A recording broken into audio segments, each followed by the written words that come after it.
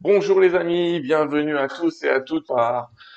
Bonsoir, bonsoir, très content de vous recevoir à nouveau sur cette chaîne. Je vous remercie encore de l'accueil que vous réservez, comme toujours, à nos invités. On a une émission un petit peu spéciale ce soir parce qu'elle est enregistrée. Donc je vous remercie de l'accueil que vous avez fait à l'émission précédente avec Sonia Barcala, alors qu'elle n'a pas encore eu lieu. Donc regardez un petit peu comment le temps et l'espace sont particuliers. Mais en tout cas, je suis sûr que vous aurez été fantastique avec elle. On reçoit ce soir une invitée tout aussi exceptionnelle. Tout aussi exceptionnelle.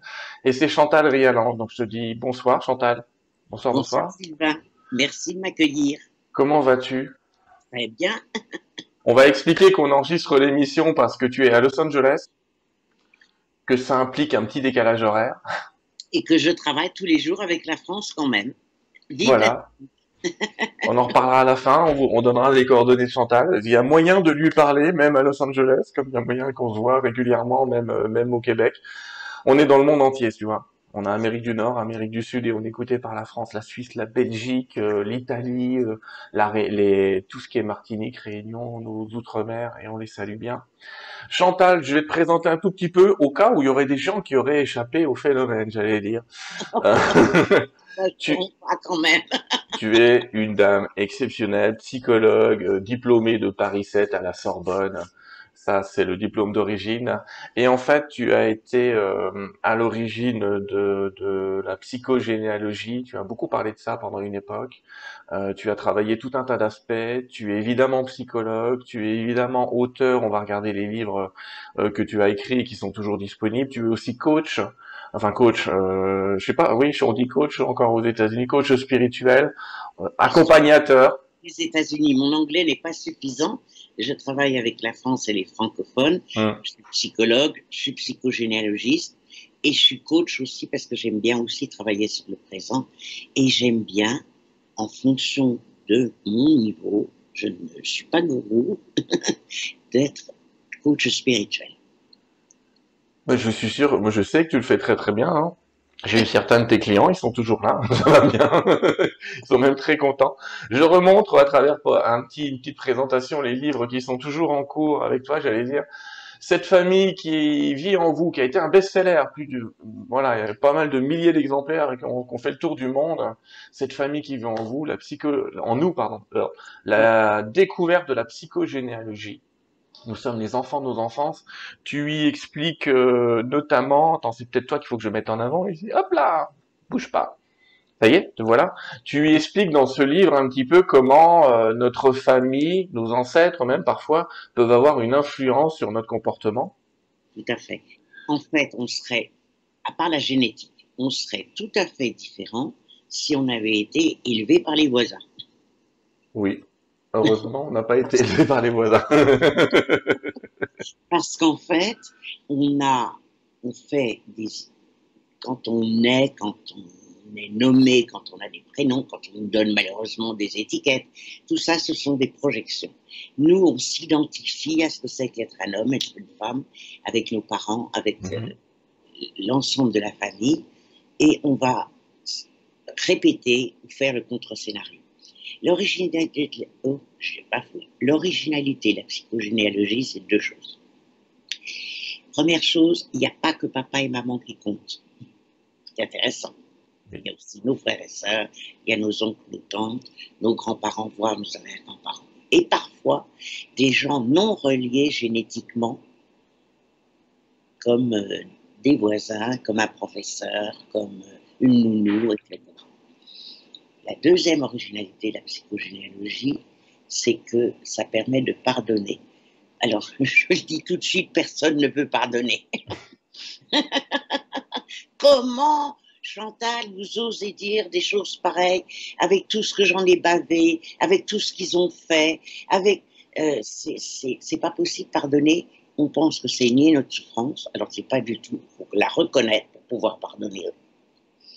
Et c'est permettre n'importe quoi. C'est pas vrai du tout non plus. Pardonner, on ne le fait pas pour l'autre, on le fait pour soi. Pourquoi? Parce que tant qu'on n'a pas pardonné, pardonner, c'est pas nier, tant qu'on est encore dans la souffrance, dans la réaction, on va reproduire inlassablement. Et on va se faire du mal à soi, pas aux autres.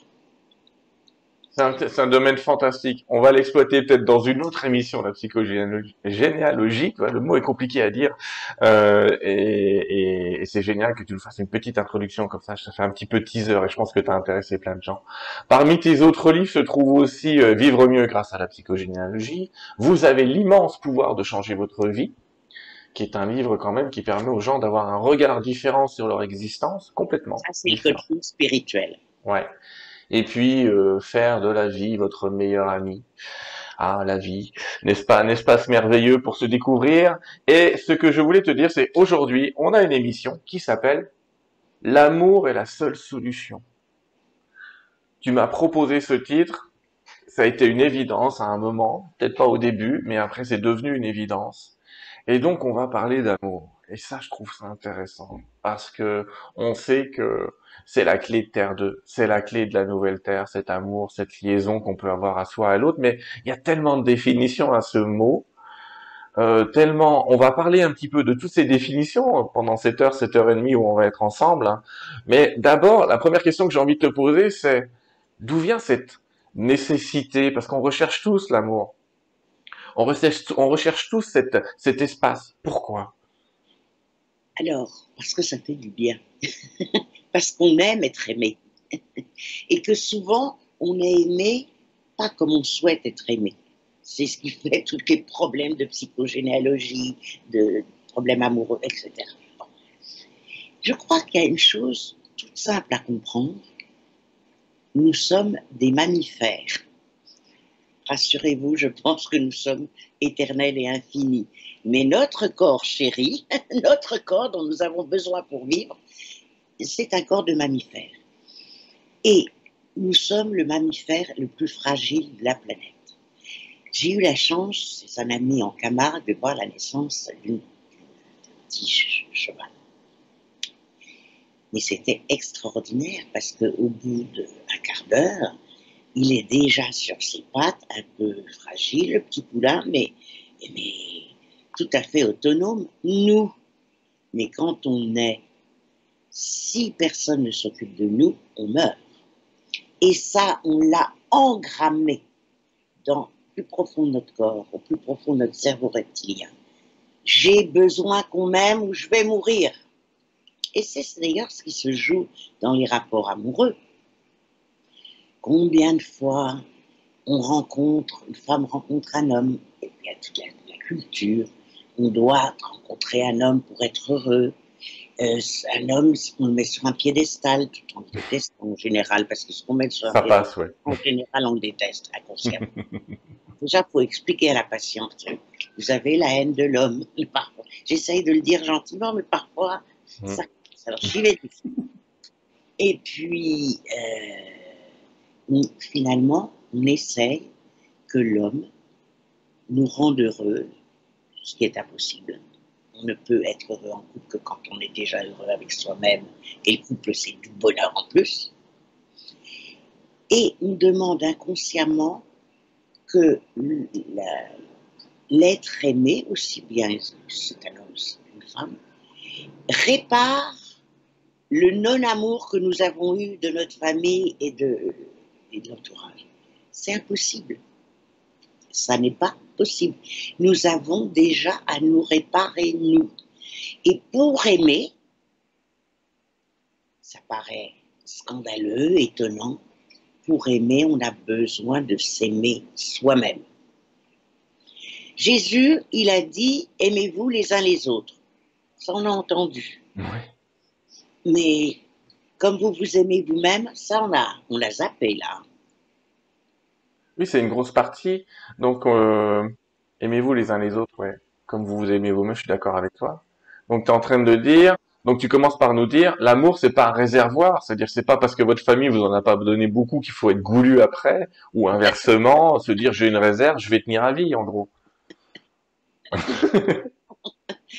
Et puis, l'amour, finalement, ça n'a pas de définition. L'amour, ça se vit avant tout. Mm.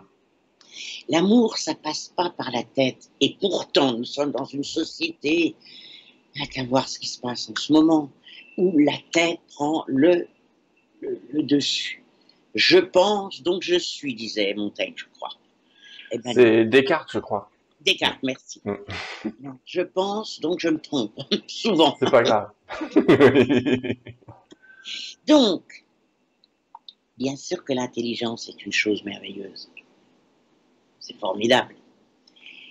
Mais souvent, ce qu'on appelle intelligence, c'est la routine, c'est de la rigidité, c'est moi j'ai raison, toi t'as tort. Un petit exercice, parce qu'on va voir des exercices, je pense. Un petit exercice, chaque jour, essayez d'écouter quelqu'un qui n'a pas du tout vos idées. Et d'écouter vraiment. Ouais, il y en Écouter a les que ça va personnes. hérisser, hein.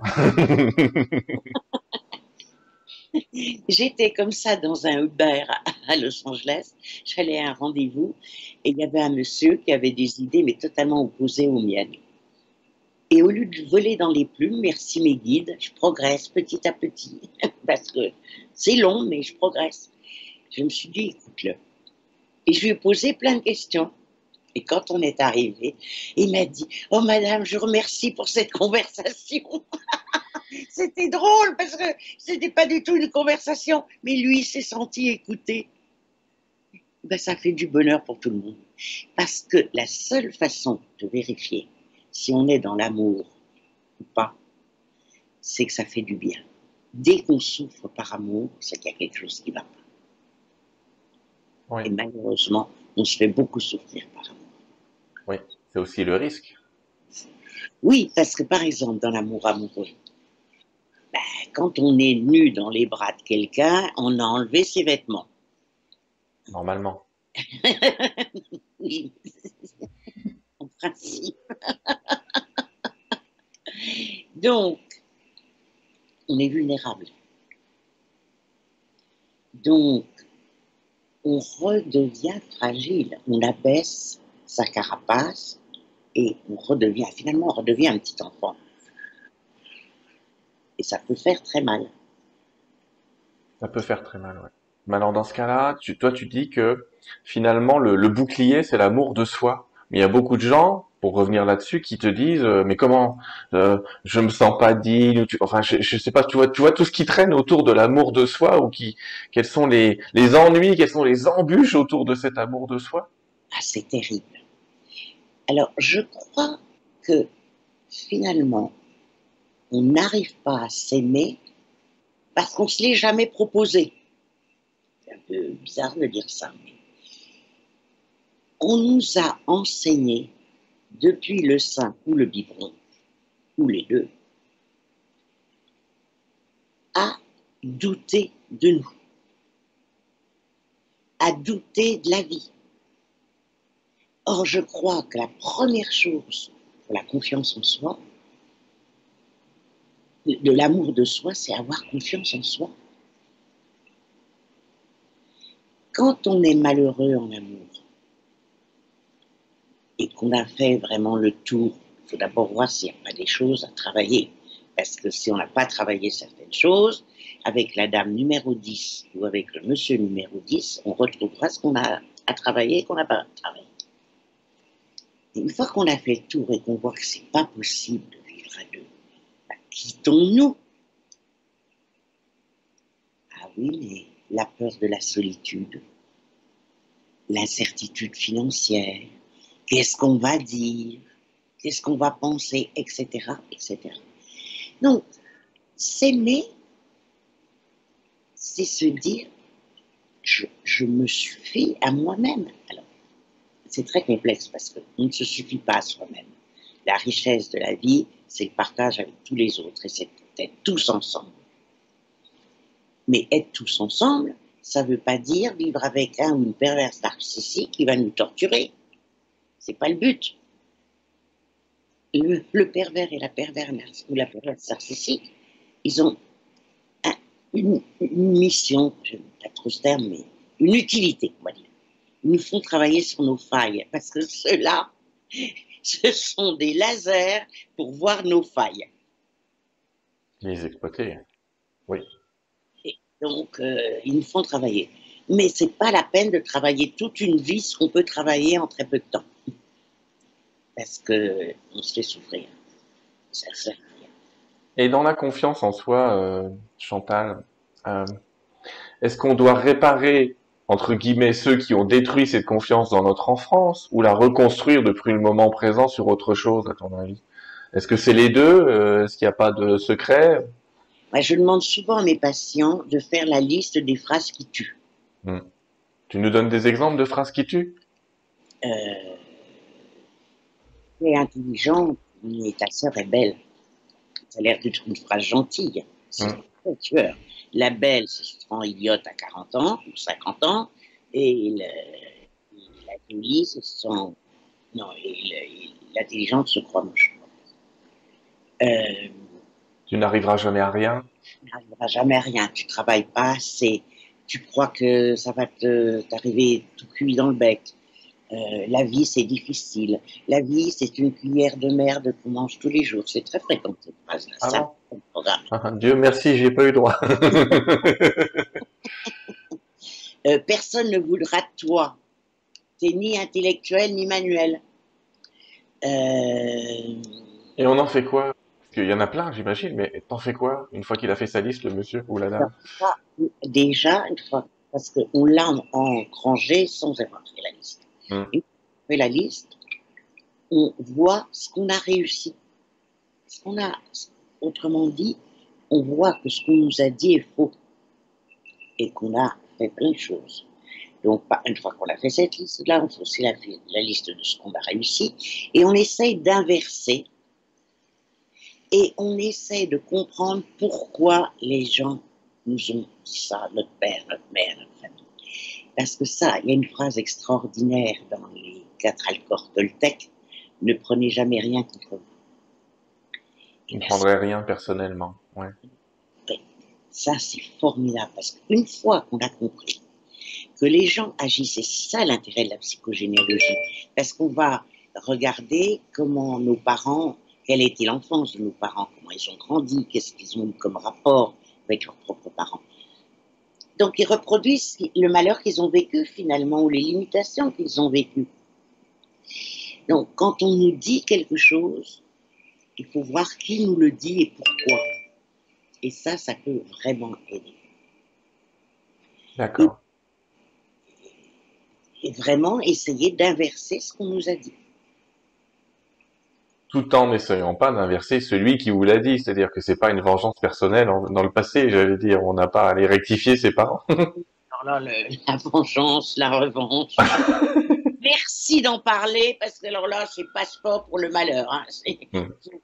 Il faut vraiment pas perdre son temps là-dedans parce que c'est des mauvaises voies.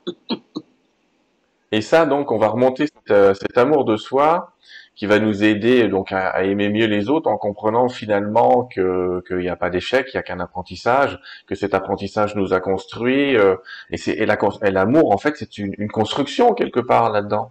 Ou est-ce que c'est quelque chose qui devient naturel quand on s'aperçoit qu'on y est arrivé? Tu vois ce que je veux dire? C'est chimique ou mécanique? L'amour, c'est complètement naturel. Mais c'est pas l'amour qu'on nous vend. Ah, on nous Qu'est-ce vend quoi? Dis-moi. qu'on nous vend des parents qui doivent réussir? Quand on est parent, on doit réussir, on doit avoir une belle Hmm. maison. C'est la petite maison dans la prairie, je dis toujours. C'est la maison, la femme, le mari, les gosses. Marié, 2 enfants et demi. C'est statistique. Et puis, on pense qu'on va être heureux en couple. On pense surtout aux femmes. Parce que les petits garçons à 4-5 ans, ils vous, quand on leur demande ce qu'ils veulent faire plus tard, ils vous disent, moi je veux être pompier, je veux être astronaute, je veux être explorateur, je veux... Ils vous disent pas, je vais me marier, avoir des enfants. Ils vous disent jamais ça. La petite fille, moi je veux me marier, avoir des enfants. On a enseigné aux femmes, c'est pratique. Le mariage classique, il a été fait par les hommes, pour les hommes. Et alors, je vais revenir tout de suite là-dessus, le schéma homme. Et les femmes, on leur apprend que leur bonheur, Ouais, le mariage et les enfants. Et on ne leur apprend pas qu'elles ont des choses aussi à réaliser dans la société, etc., etc. Alors, une des plus haines les plus tenaces, moi j'appelle ça le racisme archaïque, c'est la haine entre les hommes et les femmes. D'accord. Un jour, j'achète un très joli euh, presse orange. Bon, j'ai appris depuis qu'il faut mieux manger les oranges avec la peau. C'était un une très jolie sphère et j'arrivais pas à l'ouvrir. Et je me suis dit, un connard de mec qui a créé cette machine. C'est tout simplement, je ne savais pas m'en servir. Et le connard de mec, il avait beaucoup de talent parce que c'était très joli. Non. Au volant aussi, il y a la même chose. C'est archaïque. Alors, il y a une chose qui est merveilleuse pour s'en sortir de cette haine et de ce racisme. Nous avons tous, que nous soyons hommes ou que nous soyons femmes, un homme et une femme intérieure. L'homme intérieur, c'est ce qui va nous permettre la structure, la discipline, la construction, Saturne et Jupiter en astrologie. Et la femme intérieure, ça va être nos ressentis, notre sensibilité, notre empathie. Finalement, l'amour, ça commence pas du tout avec l'intellect. L'amour, ça commence avec l'intelligence du cœur. Ah, Ça commence avec je suis un être humain, tu es un être humain, qu'est-ce que je ressens de toi? Qu'est-ce que je perçois de toi? Qu'est-ce que je peux faire avec toi? Mais quand on parle des gens nous disent oh, c'est un jeune brillant, elle a fait de bonnes études, elle réussit bien dans la vie. Oh, elle a eu 3 enfants, elle a vraiment fait une famille formidable, etc. On ne vous dit jamais quelqu'un du cœur. C'est rare. en Europe, oui. Un peu plus en Amérique, mais en Europe, c'est vrai, oui. On n'est jamais. Moi, je sais que j'ai recherché des hommes intelligents. Ah, ils étaient intelligents. Et oui, mais j'ai pas cherché des hommes qui savaient aimer. C'est embêtant. Il leur manquait l'essentiel, mais ça prend du temps pour comprendre ça. Donc, c'est important de l'enseigner aux enfants le plus possible. Ce qui compte, c'est le cœur. Est-ce que tu penses que les enseignements actuels qu'on essaye de donner, non genrés, non différenciés, qui vont même parfois en France jusqu'à créer des écritures inclusives, c'est la bonne solution? C'est-à-dire de trouver des systèmes non genrés, c'est-à-dire de distinguer de moins en moins les hommes et les femmes, ou de leur expliquer. Moi, je pense, à mon avis, tu as donné la réponse. Tu préfères dire aux gens, vous avez tous un homme et une femme en vous, mais pour autant, on peut garder les genres. On n'est pas obligé de supprimer le genre pour devenir quelqu'un. Mais alors, j'étais pas trop au courant de ça. Ah Je si trouve si, ça. en France ils veulent nous mettre l'écriture inclusive, c'est un débat qui se lance, tu sais. Il faudrait écrire, je ne sais pas, avec un e entre parenthèses à chaque fois que tu mets un et, l'administré et enfin ce serait infernal d'écrire si on commence à faire ça. J'avais essayé de faire ça Hmm. avec mon Big Bang intérieur qui est devenu, vous avez l'immense pouvoir de changer votre vie. C'était ingérable à écrire. Hmm. Parce que je voulais que tout le monde se reconnaisse. Mais je voulais au contraire que ce soit. Ben, si nous sommes nés hommes, si nous sommes nés femmes, à des exceptions près, qui sont de grandes souffrances, les transsexuels par exemple, et qu'on a à respecter, à accueillir, à Hmm. écouter et à accompagner, ben, vivons-le. Parce que c'est pas quand on aura changé de plan de conscience qu'on apprendra à aimer, parce que finalement, bon, on est un petit bébé sans défense, donc il faut on change de plan de conscience, on est dans l'amour total dont on n'a pas idée sur Terre. On approche. On s'est incarné pour apprendre à aimer dans un monde duel. On n'est pas dans le plan divin ici. On y tend. Donc, vivons les différences qu'on a à vivre. D'accord. Et dans cette pour recentrer sur l'amour, l'humain, c'est quand même un être qui s'auto-sabote, qui est son propre bourreau. Et l'amour de soi, ça va passer par arrêter de s'auto-flageller, sans doute. L'amour de soi, ça va d'abord être à l'écoute de nous et de nos ressentis. On n'a aucune éducation affective quand on est petit. On a une éducation intellectuelle, on a une éducation sexuelle un peu, on a une éducation corporelle, mais c'est rare que les parents demandent à leurs enfants comment tu te sens mon chéri. C'est rare que les parents expliquent les sentiments humains. C'est rare que, et il faudra absolument le faire, quand on est un enfant aîné et qu'il y a un bébé qui naît après nous, il faudrait expliquer qu'il va y avoir de l'amour pour cet enfant, pour le petit frère, pour la petite sœur, mais Mhm. parfois aussi, on va le détester, et que c'est normal, et que c'est ambivalent. Et il faudrait apprendre aussi toute la diversité des... Il se passe des drames à l'école. Les, les enfants peuvent se faire énormément souffrir entre eux. Et si on n'en parle pas, si on ne dit pas, bah, ton petit copain, il a été très méchant avec toi aujourd'hui, ok, raconte-moi. À ton avis, pourquoi il a été si méchant? Est-ce que tu ne crois pas qu'il souffre? Parce que s'il était heureux, il n'aurait pas pris le temps d'être méchant. Et puis on va peut-être s'apercevoir que le petit enfant qui a été méchant, il a un drame dans sa vie actuelle. Pas toujours, mais il y a toute une éducation à l'affectif. Comment je me ressens? Pourquoi? C'est Et peut-être lié à une éducation qui nous a amené à la compétition plutôt qu'à la collaboration. oh là là, oh là là. Le fameux film de Woody Allen, mais c'était il y a très longtemps, euh, c'est Woody Allen joue un spermatozoïde. Connaissant le genre de film de Woody Allen, je vais avoir que ça tout le long. Court et court et court. Et je crois que je l'ai écrit dans un de mes livres. Et alors qu'on sait très bien que pour qu'il y ait une fécondation, il faut qu'il y ait beaucoup de spermatozoïdes. C'est pas le petit vainqueur contre tous, c'est Hmm. tous ensemble. C'est ça la vie, tous ensemble. Et l'amour, c'est tous ensemble, petit à petit, progressivement. Donc, pour apprendre à s'aimer, pour avoir confiance en soi, s'écouter, s'observer. Se... Moi, j'aime bien quand on s'appelle, si on aime ce terme, mon chéri, ma chérie, se parler avec gentillesse, rire de soi.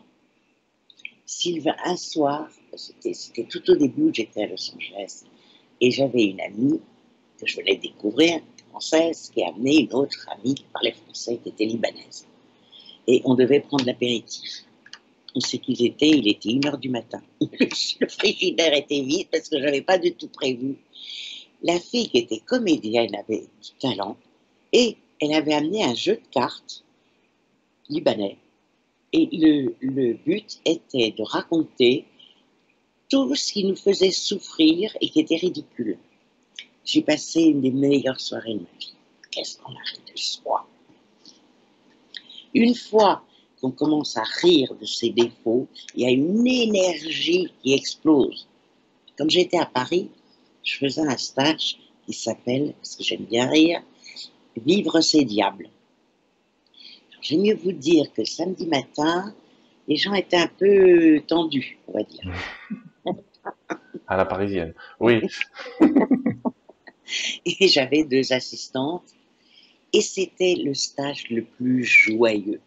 Parce qu'à la fin de la journée, ils avaient tous craché, les chéris, que la mort de leurs parents, ça avait été une souffrance, mais ça avait été un soulagement. Aussi, parallèlement, l'ambivalence, qu'ils avaient tous en douce essayé de faire du mal à leur petit frère ou leur petite sœur, etc., etc. Et il s'est aperçu que tout ce qui était cacaboudin, bah, refoulé, mis sous le tapis, parce que il faut pas, c'est mal, et bah, tout le monde était pareil. Et le lendemain, il y avait une joie, une créativité extraordinaire, parce qu'on passe énormément de temps à mettre sous le tapis ce qu'on ne veut pas voir.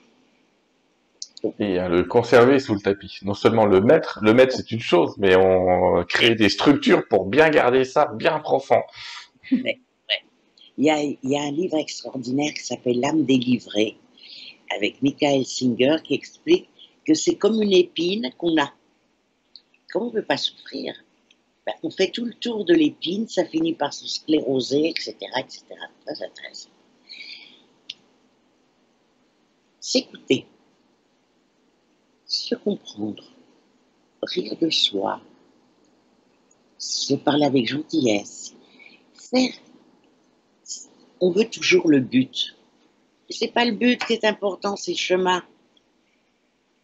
On, on est en chemin un petit peu chaque jour.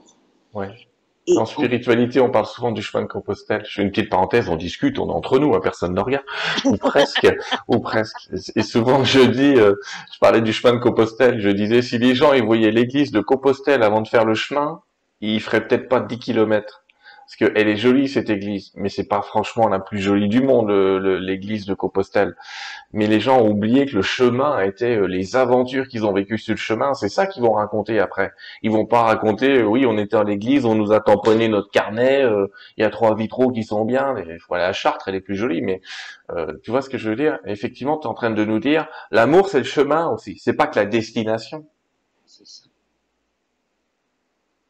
Qui est la grosse différence entre les hommes et les femmes d'ailleurs. Les hommes sont très destination et les femmes plutôt chemin. Quelque part, on voit ça quand ils se mélangent, j'allais dire. Non. Oui. Ouais. Donc, au fond, on est entouré d'amour, mais c'est pas celui qu'on nous vend. La réussite, les parents parfaits, le couple parfait, les enfants. Je, Vivant aux États-Unis, on a des comptes bancaires et des comptes crédits, etc. Enfin, c'est pas du tout comme en France. Je regarde chaque matin l'état des lieux parce que ça peut être volé, etc. À chaque fois, ils me mettent des enfants. Franchement, qu'est-ce qu'un enfant a à faire sur un truc de compte bancaire? Ça fait vendre. Ah oui, tu veux dire en publicité à l'écran? Oui, je suis d'accord. C'est pareil pour moi au Canada. Oui, ils mettent des gosses partout. Ouais. Ouais. Donc, en fait, Enfin, des gosses, attention, hein, pas les gosses en mots canadiens, hein, en français, les enfants. Ouais, parce qu'au Canada, les gosses, c'est plus bas. ah bon? C'est des parties, ouais. C'est Ah, des parties intimes de l'homme, les gosses au Canada. Donc, quand tu dis montre-moi tes gosses, ça le fait pas de trop. Mais en France, c'est les gamins, c'est les enfants. Donc, on va faire attention à ce qu'on dit. Effectivement. Ça fait donc, vendre les enfants, ça paraît être l'amour, une histoire d'amour non conditionnel. Tu vois, on rentre un petit peu dans l'amour inconditionnel avec ça. parce qu'on est entouré de, d'amour, d'occasions d'amour. Bon, on est entouré quand même, même en ville, il y a quand même de la nature. Et c'est quand même très beau cette planète. Magnifique. L'abondance. On a toujours peur de manquer. Il y a d'ailleurs un truc à faire sur l'abondance. Mais dans la nature, il y a un gaspillage incroyable. La nature, elle n'est pas économe du tout. Le- un, un- un grain de neige, comment ça, un flocon de Un neige. flocon. Ouais. Un flocon de neige est différent. Chaque flocon est différent. C'est incroyable. À la récolte des pommes, mais c'est incroyable le nombre de pommes qui se perdent. Il y a, il y a la nature, elle vient nous parler d'expansion. Attends, vous allez me dire, il y a, malheureusement, on est en train de détruire la planète, etc., etc. Mais cette planète, il y a les dinosaures, il n'y en a plus, mais il y a d'autres choses qui se sont passées. Il y a une renaissance constante. C'est pas pour ça qu'il ne faut pas protéger la planète. D'accord. Faire un sourire à une personne, lui aider à porter son panier à provisions. L'autre jour, j'avais ma voisine, elle est très spéciale, ma voisine, elle a la maladie de Diogène. C'est-à-dire qu'elle entasse tout, elle ne veut pas qu'on voit son appartement. ça pose des problèmes au manager quand il y a des travaux à faire. Donc, l'autre jour, elle avait oublié ses clés sur la porte. Alors, je me suis dit, comment je vais faire? Alors, j'ai sonné, je me suis vite remis chez moi, et puis j'ai senti qu'elle sortait, je lui ai expliqué qu'elle avait oublié ses clés, elle m'a dit très gentiment merci, et bien ça m'a fait plaisir. Je suis pas chouette avec ma voisine, parce que comme elle est très spéciale, c'est une dame très âgée et un peu aveugle, qui devient aveugle, je pourrais l'aider davantage, mais je ne sais pas comment l'aider, parce que parfois elle dit bonjour, parfois elle ne dit pas bonjour. Et j'avais demandé au manager qui m'avait dit il ne fait pas d'effort spécial, parce qu'elle est très spéciale. Et ça m'a fait plaisir. C'est pas grand-chose, mais il y a plein de façons de se faire plaisir tous les jours, gratuitement. Parce que l'amour universel, c'est donner du bonheur. On ne verra jamais la personne. Et ils sont très, très courants du fait ici, aux États-Unis et au Canada. Les gens dans une file, ils vont se parler. Ils vont vous raconter toute leur vie d'ailleurs. Il y a comme ça, je pense que parce que ce sont des immigrés, un sens de l'instant. Et il y a une communication. Ils sont très dans l'amour universel, ponctuel. Oui, ponctuel, comme tu dis, on peut se faire un ami en 5 minutes, le perdre en 5 minutes, alors qu'en France, il faut tâter le terrain pendant 5 ans. Alors ça, c'est très trompeur, parce que vous avez un ami universel en 5 minutes et vous attendez que la personne recontacte. Mais il est sincère sur le moment, il voudrait bien recontacter, mais il ne pensera pas. Et donc cet amour universel, tu es en train de nous dire qu'on peut le déployer à travers des gestes d'amour, j'allais dire, à travers une intention qu'on porte à l'autre, et que c'est ça qui va développer l'amour de soi, mais aussi l'amour de l'autre, c'est-à-dire qu'on se sent aimer l'autre, et en se sentant aimer l'autre, on génère un amour pour soi-même en même temps. Ben, oui, parce que quand on donne de l'amour, alors si on donne de l'amour, c'est pas pour en recevoir, mais on en reçoit quand même. Et on en Oui, reçoit. c'est là où je voulais en venir. C'est une espèce d'amour d'être qui est souvent engagé. Oui, parce que tu fais ça, tu tiens la main au supermarché, si la porte n'est pas automatique, tu tiens pour laisser passer la dame, monsieur. Tu fais pas ça pour qu'on fasse un bisou. Tu fais ça parce que ça te plaît, ça te fait plaisir. Mais à force de faire des petites choses comme ça, ben, tout ça, ça revient vers toi. Je fais rire mes patients parce que quand je leur dis, eh ben ça, c'est bravo, vous avez fait un beau don à l'univers. Ah, ils ne comprennent pas toujours. Et attendez, n'attendez pas que la personne à qui vous avez fait ça vous le rende. Parce que ça, ça, beaucoup de souffrance à travers ça. Mais c'est l'univers qui va vous le rendre. Faut boire un verre d'eau, on a le temps, hein. Regarde, on Bien, prend notre petit verre d'eau. j'avais mis sous. Allez les amis, c'est la pause boisson, faites comme nous, buvez un coup, un petit peu d'eau, parce que c'est vrai que nous on parle, vous vous écoutez, ça va? Vous vous écoutez, ça va? Vous parlez du...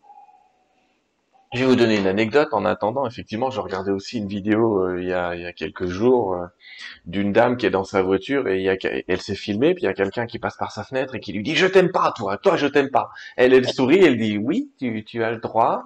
Et le mec il insiste en disant oui mais n'empêche je t'aime pas. Elle sourit toujours autant, elle dit oui c'est vrai tu as le droit. Puis tu m'énerves, oui mais je t'aime pas. Et elle lui répond mais ton amour il est lucratif ou pas? Parce que moi je ne mange pas avec ton amour.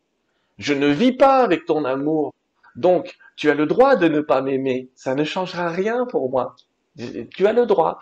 Et j'ai trouvé ce petit passage absolument formidable de cette dame qui reste d'une stabilité, alors qu'elle avait quelqu'un en face d'elle qui essayait de la pourrir, si je puis dire, en lui disant je t'aime pas, je t'aime pas. Et il y a des gens que ça vient toucher le je t'aime pas, parce que ils voudraient être aimés du monde entier, j'allais dire. Mais on n'a pas, comme tu le dis, être aimé du monde entier, c'est mission impossible, quoi. Il y a des gens qui passent leur vie à vouloir être aimés de tout le monde. l'opinion des autres. Qu'est-ce que c'est douloureux, ça? Faire les choses en se demandant ce que les autres vont penser ou faire. Hmm. Ce que font beaucoup. Je pense que s'aimer, c'est déjà se dire, c'est important, mon opinion à moi concernant moi. Et le reste, ça leur appartient. Je crois que c'est très important de... Alors, Hein. ça ne veut pas dire être parfait, hein. Ouh là là, mais être de bonne volonté, faire de son mieux. Il y a une chose qui est très répandue, on dit, on nous a appris dans le meilleur des cas, qu'il fallait faire aux autres ce qu'on aimerait qu'on nous On fasse. face à nous-mêmes, oui. C'est pas vrai, je pense. Alors, Entièrement, oui. c'est entièrement. On va nuancer. On va nuancer. Bien sûr que traitons les autres comme on aimerait qu'on nous traite. Mais l'autre, il n'a peut-être pas du tout besoin de ce que je pense qu'il a besoin. L'autre est différent. Je crois qu'une fois qu'on a compris que nous sommes tous ensemble et que nous sommes chacun unique et différent, Effectivement, tu te dis, si je suis masochiste, donc je vais aimer qu'on me fasse du mal, si je commence à faire aux autres ce que j'aimerais qu'on me fasse, ça va être un monde particulier. C'est bien, tout à l'heure, tu citais les accords Toltec, le deuxième, c'est tu ne prendras rien personnellement. Et le troisième, c'est tu ne feras pas de suppositions. C'est-à-dire, tu ne commenceras pas à réfléchir à la place de l'autre. Tu le laisseras libre. Et dans ce que tu dis, l'amour, puisqu'on revient, on ressent sur l'amour, l'amour, c'est quelque chose qui libère, qui laisse l'autre libre. ouais, Donc, qu'est-ce que tu penses d'où ça vient cette histoire d'amour, pour le coup conditionnel? C'est je t'aime si tu ranges ta chambre, je t'aime si tu sors les poubelles, je t'aime. Effectivement, là, on force l'autre à aimer, on force l'autre, enfin, on conditionne. C'est terrible cette pression qu'on se met tous encore une fois, on recommence. Vouloir plaire, pas répéter les schémas de l'enfance. Il y a des gens là, on n'a personne dans le chat puisque l'émission est enregistrée, je le rappelle, mais je suis sûr qu'il y en a qui m'écriraient, mais moi j'ai passé ma vie à essayer d'aimer les autres, je leur ai tout donné, ils m'ont rien rendu, mais ces personnes-là, la plupart du temps, quand on étudie leur comportement, tout était plus ou moins conditionné quand même, conditionnel. si, bien sûr. Ne... Encore une fois, je crois, pour être très pratico-pratique, la voie, le chemin, c'est quand on se sent bien. Et c'est ne pas chercher à ce que ça se soit rendu. C'est le premier pas de l'amour inconditionnel. On n'est pas avec des conditions. Et l'amour est par définition inconditionnel. Autrement, c'est du chantage affectif.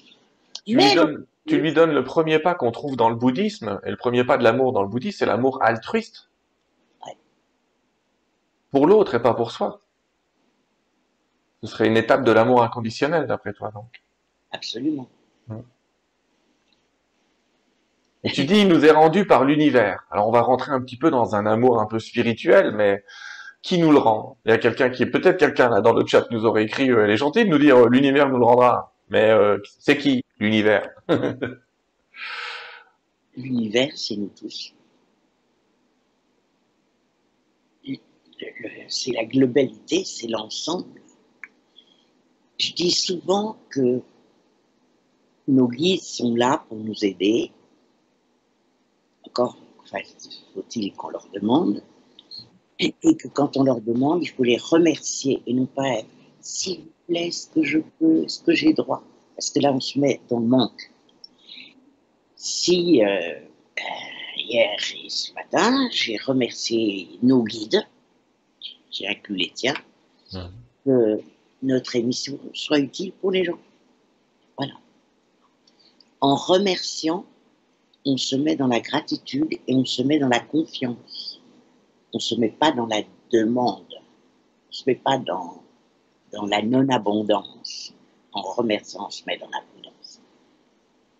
Oui, tu parlais dans une de tes interviews, on donnera tout à l'heure les sites de référence où on peut trouver tes interviews, mais tu parlais dans une de tes interviews du livre de Rhonda Byrne qui s'appelait Le Secret, qui a donné un film, et Rhonda Byrne, elle a écrit un deuxième livre, je ne sais pas si tu le sais, mais qui s'appelle La Force de Gratitude. la force de la gratitude, qui vient quand même compléter le secret, qui était un peu impermanent dans le secret, c'était la pensée magique, pense tout le temps à la même chose et tout va bien se passer. Il faut que je sois mesurée. Oui, mesurons, mesurons. Je suis sur un chemin lentement pour essayer de ne pas voler dans les plumes quand je suis pas d'accord. C'est bien. C'est plutôt une bonne idée. Alors, je vais dire très calmement que le secret, et malheureusement, ça a été félicitations quand même parce qu'ils ont eu un succès planétaire.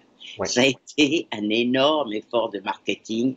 Il y a quelqu'un qui a fait un procès à Abraham X parce qu'ils n'ont pas été payés du tout.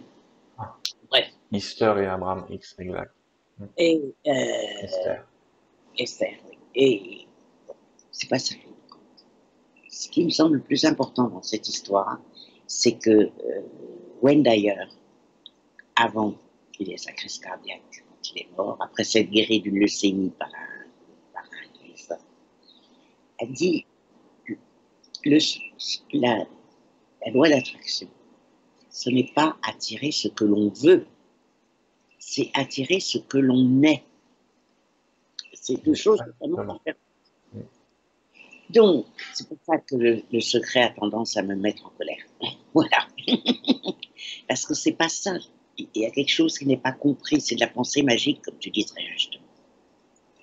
Alors, il y a deux choses qui nous arrivent dans la vie. Il y a ce qu'on a défini avec nos guides avant de nous incarner. J'ai une patiente qui m'a fait hurler de rire. Elle m'a dit, Chantal, je pense que ce jour-là, mes guides avaient trop bu. Oui. Le pire, c'est que souvent, pour avoir vu ce genre de réunion dans ma tête, c'est souvent celui qui va s'incarner avec les guides qui sont derrière en disant «T'es sûr que tu veux faire ça?» C'est souvent malheureusement l'inverse. Mais Alors, on a choisi des choses, les grandes lignes de notre vie. À noter d'ailleurs une chose intéressante. Dans les grandes lignes de notre vie, il y a aussi notre santé. En bonne psy, à 30 ans, je disais, si quelqu'un fait un cancer, il y a un processus psychologique là, ce qui n'est pas faux.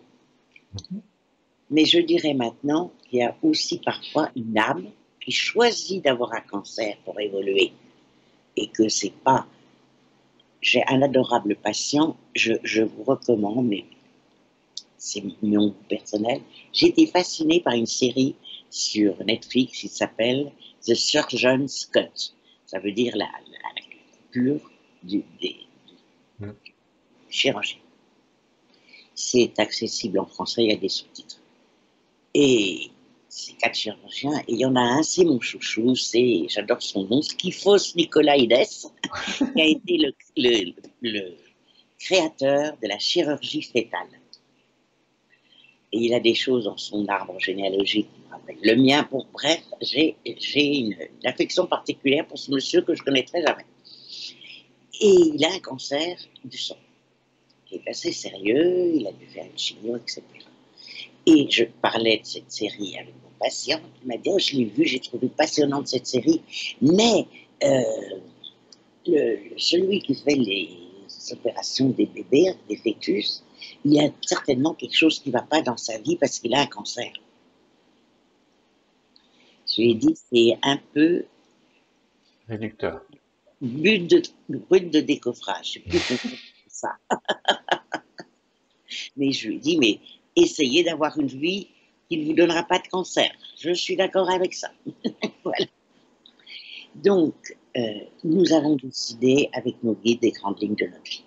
Ça, c'est immuable. Mais, parce qu'il faut quand même bien se rendre compte que la plupart du temps, même si on ne peut pas le reconnaître, on fait notre valeur nous-mêmes. Du genre, je l'ai aimée, j'ai tout fait pour elle et j'ai rien reçu, etc. etc. La vie de tous les jours, elle n'a pas été décidée à la minute près avec nos guides.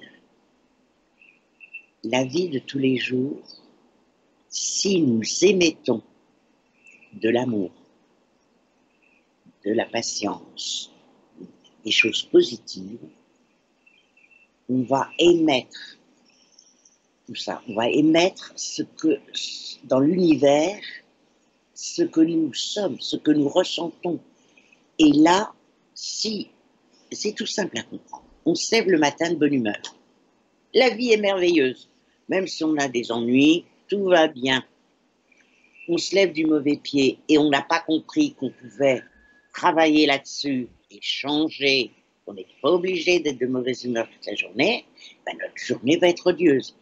On crée ce que l'on aimait. Et ça, c'est très important à comprendre. Oui, t'es en train de nous dire, attendez, je reviens, hop, on est là, t'es en train de nous dire que deux personnes qui vivent les mêmes circonstances, en fonction de leur énergie, vont le vivre de manière complètement différente. Absolument. C'est ça qui est fou. Si on voit bien, il y a des gens qui vont vivre des trucs avec celui d'un côté qui dit mais c'est extrêmement grave, c'est extrêmement difficile, et l'autre un côté qui dit attends, il se passe rien, là, tranquille. Et c'est le même événement. Et à la base de ça, il y a une construction intérieure, il y a cette échelle de la douleur tu vois ce que je sais pas si tu vois ce que j'essaye de percevoir dans ce que tu es en train de dire, c'est de dire changeons notre t'es en train de dire l'amour. J'en reviens à l'amour, mais c'est un mode de perception, c'est un filtre de perception aussi, Absolument. et avec de multicouches. Et, en gros, ce que tu es en train de nous dire, c'est je vais le prendre de plus en plus mal. Plus j'ai, en fait, paradoxalement, c'est plus j'ai d'attente, plus je vais souffrir, enfin plus je vais le prendre mal. Et moins j'ai d'attente, plus le moindre petit amour qui va me toucher, mais il va rayonner, ça va être la cerise sur le gâteau, quoi. Ben, bien Mais sûr, c'est du bonheur en plus, mais du hum. bonheur en plus, il y en a des tonnes tous les jours. Et c'est ça aussi, on peut en parler, c'est que les gens ils recherchent le terme existe d'ailleurs, le grand amour. J'adore ce terme. Le grand amour. Je veux dire, il faut qu'il fasse 1,90 m minimum, tu vois. Mais le grand amour. Ça tombe bien, je fais 1,90 m.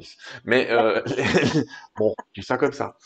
Mais toujours est-il, c'est terrible comme pression, parce qu'on met une pression à l'autre aussi. Rien qu'en lui disant, t'es l'amour de ma vie. Mais quelle pression énorme. Tu vois ce que je veux dire? Mais ça, c'est un débat qui est très, très difficile, parce que l'amour du couple est un amour conditionnel. Je t'aime si.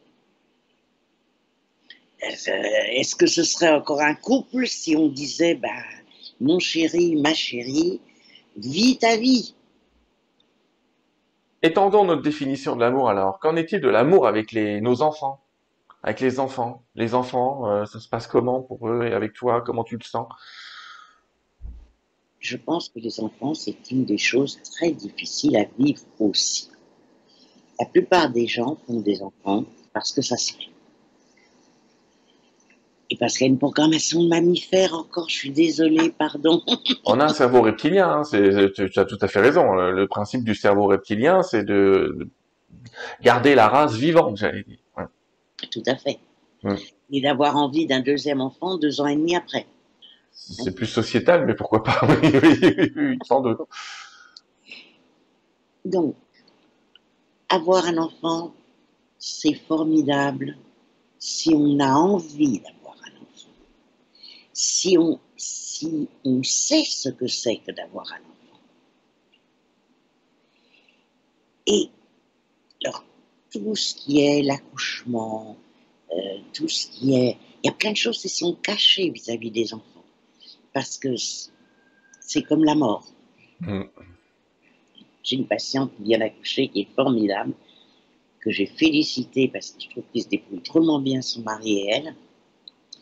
Et c'est pas si simple. Hein.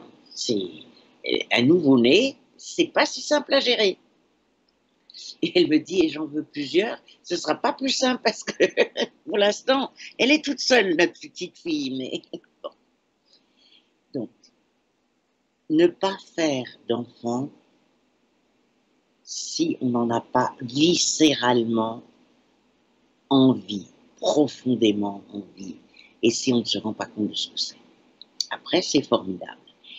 C'est tout nouveau, que certains parents prennent conscience qu'ils sont là pour accompagner leurs enfants. Et c'est pas parce que l'enfant est né d'eux qu'ils doivent reproduire l'idéal qu'ils ont dans la vie. parce que dans le moins bon des cas, l'enfant est une reproduction de nous. Ben non, l'enfant n'est pas une reproduction de nous. L'enfant, c'est une âme qui a choisi de s'incarner chez nous pour qu'on évolue ensemble. Et on est là pour l'accompagner. On n'est pas pour vouloir qu'il fasse ce qu'on n'a pas pu faire, par exemple. C'est très fréquent. L'enfant doit faire de la danse ou du solfège parce que les parents n'ont pas pu faire, etc. L'enfant est notre maître. Un enfant, ça apprend énormément, si on veut bien le reconnaître. C'est la première vertu peut-être de l'enfant, c'est d'excentrer la relation et l'importance. On est obligé de s'occuper d'un bébé, d'un nouveau-né, on est obligé de s'en occuper de force, j'allais presque dire. Oui. Et il excentre une discussion du genre, on parlait de boulot matin, midi et soir, et à un moment on parle que du bébé, et là c'est les gens au boulot qui supportent plus parce que tu parles que du bébé, mais ça c'est un autre sujet, on en parlera après de l'amour au travail. Mais en tout cas, ce bébé, il excentre les besoins et il ramène à un essentiel qui est la nature, qui est la relation familiale. Et le, je crois qu'une fois qu'on a compris qu'on est là pour l'accompagner dans ce qu'il est, finalement, toute notre vie, on va essayer de passer de l'amour conditionnel à plus d'amour inconditionnel. C'est ça le chemin. Tant qu'on est dans l'amour conditionnel, on est malheureux.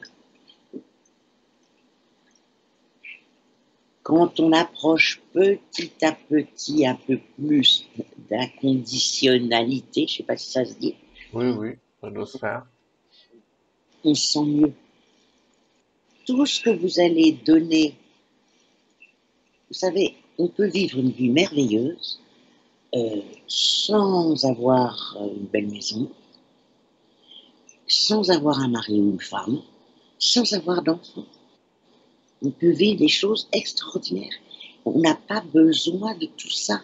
La base, c'est finalement d'être en connexion avec l'univers. Alors, l'univers, qu'est-ce que c'est? Nos guides, Dieu pour les gens qui croient en Dieu, etc. L'univers, c'est la somme de l'expérience. Et je pense que on ne peut pas aimer sans qu'il y ait une dilatation. Un jour, j'ai été très dans la gratitude.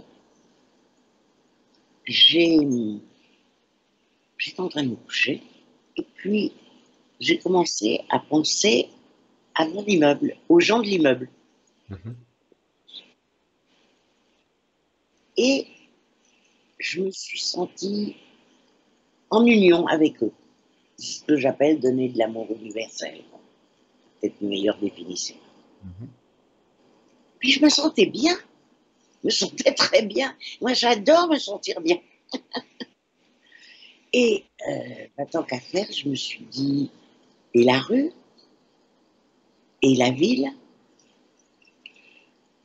Et puis après, je me suis dit, bah, les États-Unis.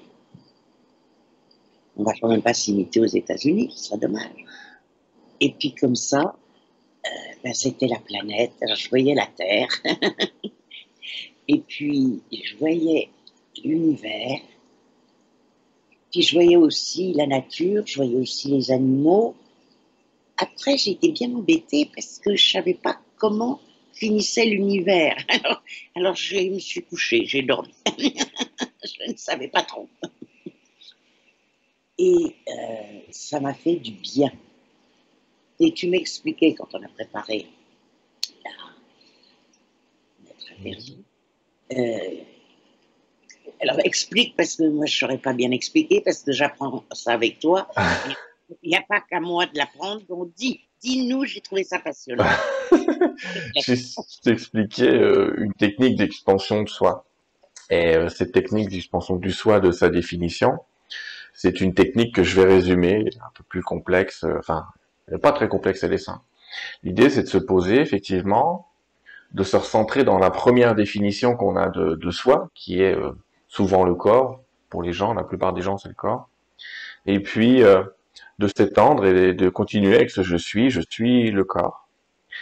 Et puis de voir à l'intérieur de nous, de ressentir d'abord, parce qu'on oublie cette notion de sentiment, on est toujours habitué au corps, mais il y a aussi les émotions, et il y a une émotion qui dit oui, et qui étend un petit peu, une sorte d'accusé de réception qui dit oui.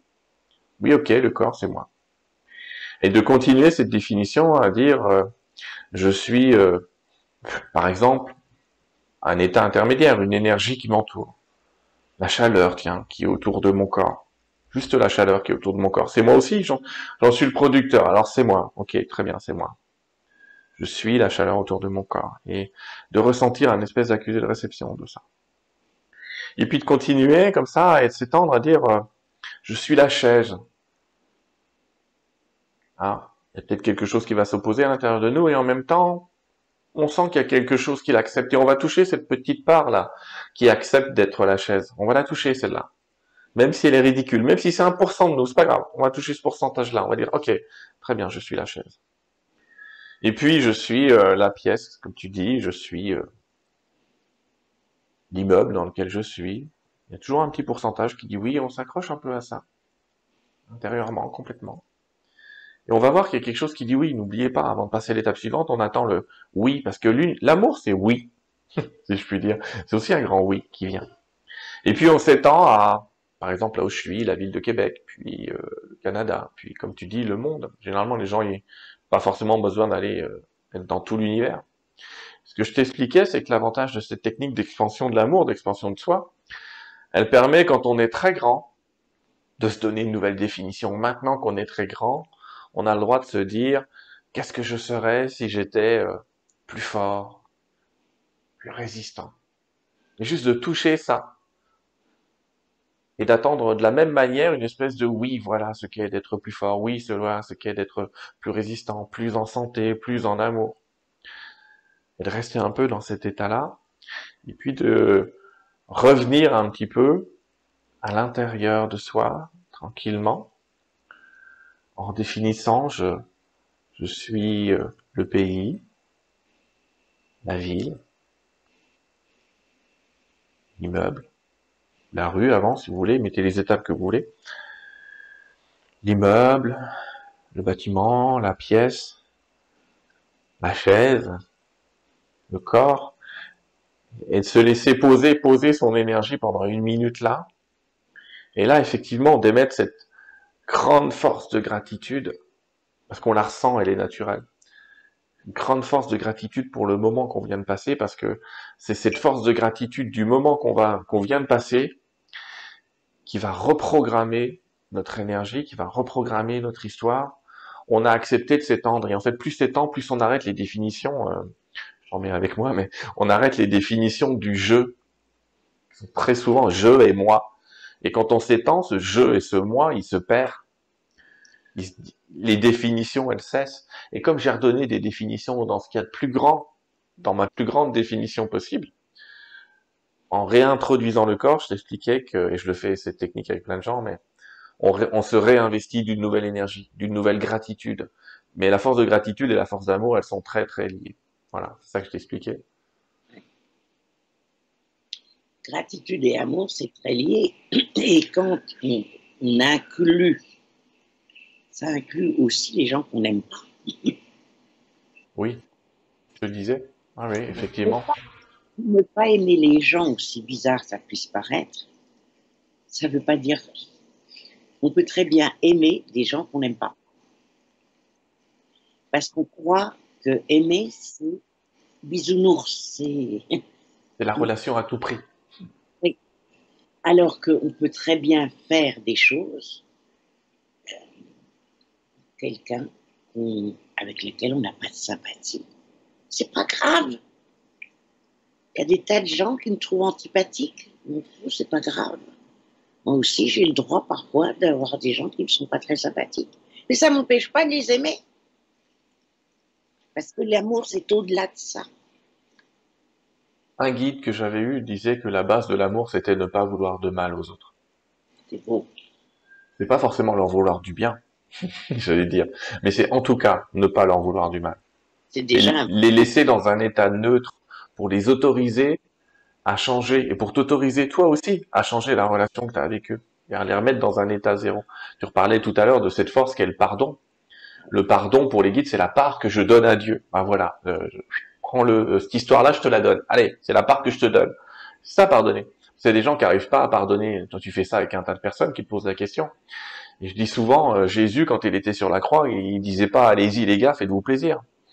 Et il disait pas, d'ailleurs, on lui fait même pas dire, je vous pardonne. Il a dit, Seigneur, pardonne-leur.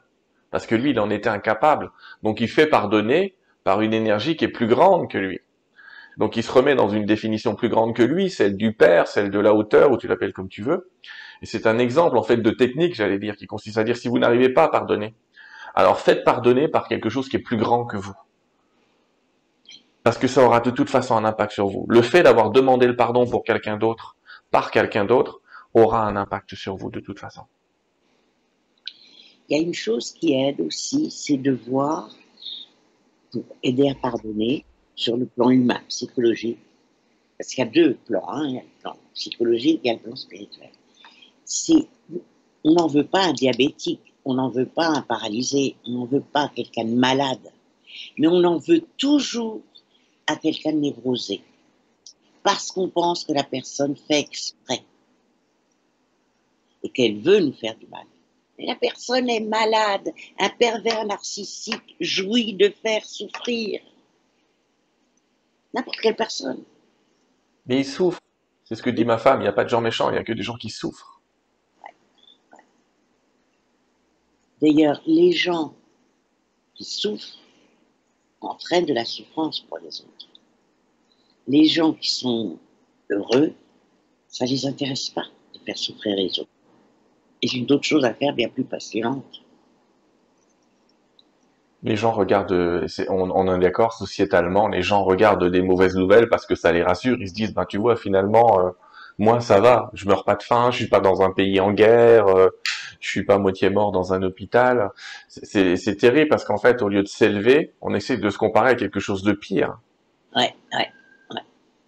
Et on modifie pas sa souffrance, donc on rentre pas dans cet amour, dans cette compassion.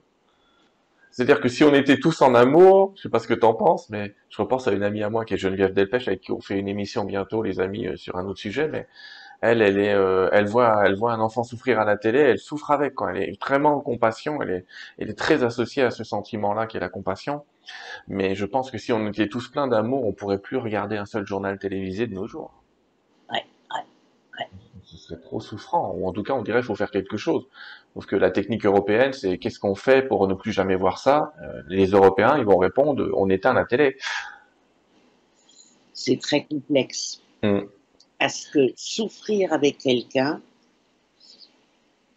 ça rajoute de la souffrance. Hmm. C'est pas forcément la meilleure solution. Pas forcément la meilleure solution. Alors, je sais bien que compassion, ça veut dire souffrir avec. Je préfère empathie. Oui. Positif. Qui consiste à reconnaître la douleur de l'autre, mais pas forcément souffrir avec. Voilà. Alors, on peut aider financièrement, on peut aider. Mais souffrir avec l'autre, ça ajoute encore de la souffrance. Et on a déjà assez comme ça. Hmm. Tu parlais des bisous-nounours, c'est-à-dire du côté bisous-nounours que certaines personnes recherchent. Et donc, tu nous expliquais qu'on n'a pas forcément à être des bisounours, mais que ça veut pas dire qu'on n'est pas dans l'amour. Et il y a beaucoup de gens d'ailleurs qui s'auto-flagellent en disant je n'aime pas tout le monde, donc je ne suis pas amour. J'ai des patients adorables qui me disent Chantal, j'ai eu des pensées négatives. Chic, je leur réponds. Ils sont gentils, ils ne m'accrochent pas au nez. Et je leur dis mais c'est formidable, parce que c'est comme ça que vous allez travailler sur vous. Il n'y a pas de sentiment. Alors, c'est un autre débat. Le bien et le mal, c'est encore notre fameux mental qui étiquette les choses. Vous êtes en colère. Alors, la colère, quand on lit l'Évangile, Jésus passe son temps à être en colère. L'Église catholique en a fait un péché capital, et Jésus est très, très en colère dans les évangiles. La colère, ce qu'il faut savoir, c'est que si vous êtes en colère, il faut éviter de parler et d'agir. Parce que vous allez surréagir et finalement vous allez le regretter, etc. Une fois que vous êtes calmé, il ne faut pas la laisser comme ça, la colère. Il faut se dire pourquoi je suis en colère. Qu'est-ce que je peux changer pour ne plus être en colère? La colère, ça peut vous faire changer de situation amoureuse, ça peut vous faire changer de situation professionnelle. La colère n'est pas négative en soi. De toute façon, rien n'est négatif en soi. Ce qui est négatif ou positif, c'est la façon dont on s'en sert. Qu'est-ce que je fais de l'expérience, ouais. Qu'est-ce que je fais de l'expérience? Donc, l'amour,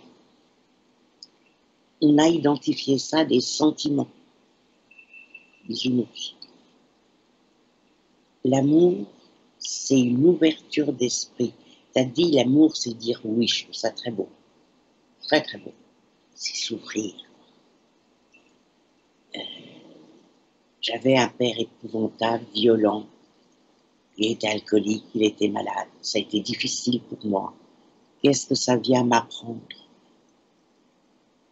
Et il était malade, je n'ai pas à le juger. Un jour, c'était amusant, j'étais en formation à Paris avec des élèves et je leur expliquais ce que c'était qu'un pervers narcissique. À l'époque, il n'y avait pas le mot. Ou une, il ne faut pas oublier qu'il y a les deux sexes. Et j'ai une élève qui me dit, mais Chantal, tu juges. Je leur dis, écoutez, vous êtes en train d'apprendre à faire un diagnostic. Apprendre à faire un diagnostic, c'est votre métier plus tard.